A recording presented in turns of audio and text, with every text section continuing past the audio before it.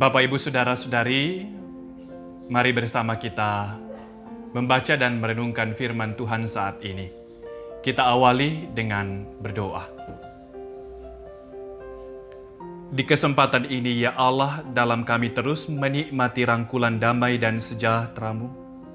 Kami menghampiri-Mu dalam syukur kami.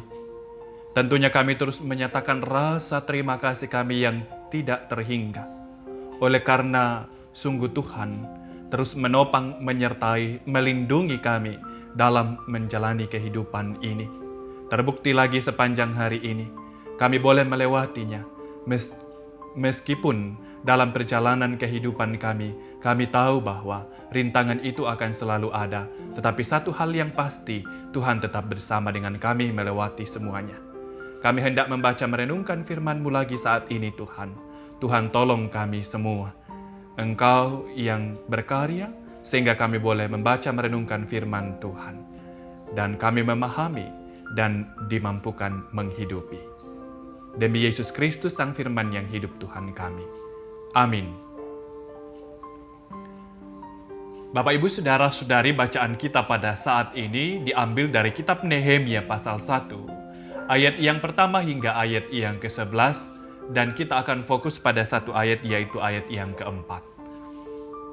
Firman Tuhan, ketika ku dengar berita ini, duduklah aku menangis dan berkabung selama beberapa hari. Aku berpuasa dan berdoa ke hadirat Allah semesta langit. Bapak, Ibu, Saudara-saudari, menata hati dan perasaan akibat kesedihan yang mendalam karena mungkin kita kehilangan seseorang ataupun kehilangan sesuatu. Itu memang sangat sulit untuk kita lakukan dan tidak mudah. Terkadang kita berlarut dalam kesedihan dan rasa duka karena kehilangan seseorang ataupun kehilangan sesuatu. Tentu ini manusiawi. Jika kita merasa sedih, jika kita berduka. Namun, kita tidak boleh kehilangan pengharapan. Nehemia sedang berada dalam pembuangan di Puri Susan. Sebagai juru minuman raja, dalam keadaannya ini, ia memendam kerinduan akan kampung halamannya, yaitu Yerusalem. Nah, dikisahkan dalam bacaan kita ini, bahwa ketika seseorang saudaranya bersama rombongan datang, yaitu Hanani, datang dari Yehuda, maka Nehemia segera menanyakan kabar orang Yahudi yang terluput dan juga menanyakan keadaan Yerusalem. Itu dikatakan dalam bacaan kita kalau kita perhatikan dari ayat 1 hingga ayat 11 ini. Dan apa yang terjadi? Setelah mendengar kabar, alangkah sedihnya Nehemia ketika kepadanya diceritakan tentang situasi kampung halamannya yang diungkapkan bahwa begitu hancur tanpa tembok dan pintu gerbang, dan juga bahwa orang-orang yang di dalamnya tercelah. Nehemia berduka merespons situasi ini. Namun, responsnya tidak sebatas berhenti pada bersedih dan berduka. Tetapi, ia juga menyatakan responsnya, yaitu menyatakan doa dan pengharapannya kepada Tuhan dan berpuasa kepada Allah semesta langit.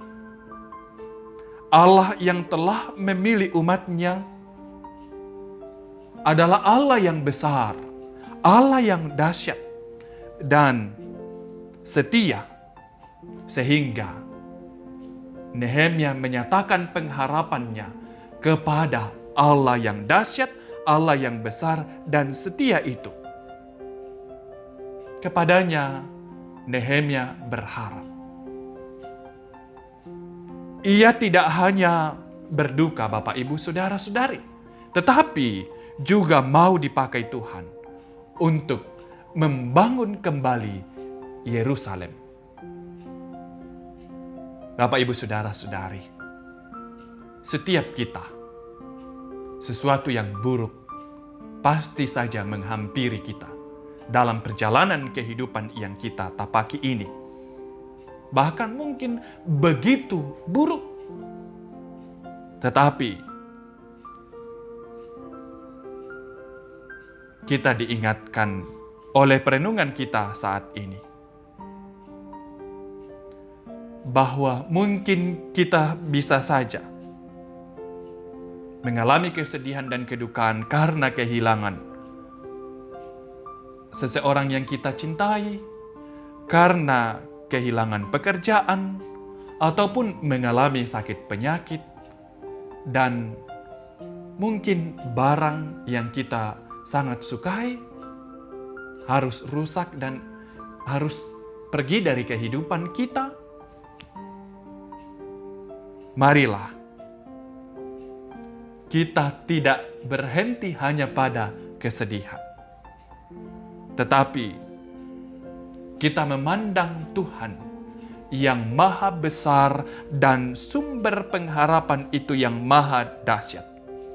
Sehingga kita mendapatkan kekuatan untuk bangkit. Bahkan kita beroleh hikmat untuk menghadapi situasi-situasi sulit dalam kehidupan kita ini. Dalam tangisan, sedih kita, tetap ada secercah harapan bagi kita orang yang percaya. Karena itu, dari perenungan kita malam ini, kita bersama menghayati bahwa manusiawi ketika kita bersedih karena kehilangan sesuatu atau seseorang, tetapi kita tidak semestinya kehilangan pengharapan, bahkan di dalamnya kita bisa melakukan tindakan-tindakan yang bisa memulihkan keadaan kita. Diawali dengan pengharapan dan doa kepada Tuhan, lalu diikuti dengan tindakan-tindakan kita yang dituntun oleh hikmat Tuhan untuk terus beroleh pemulihan, bahkan tidak hanya beroleh pemulihan, tetapi bangkit, bahkan membangkitkan juga situasi orang lain. Mari kita menyatakan tindakan yang benar dalam merespons apa yang menimpa kehidupan kita, sehingga kita tetap berjalan bersama dengan Tuhan kita yang maha besar, yang dahsyat itu, yang setia itu untuk menyertai kita. Amin.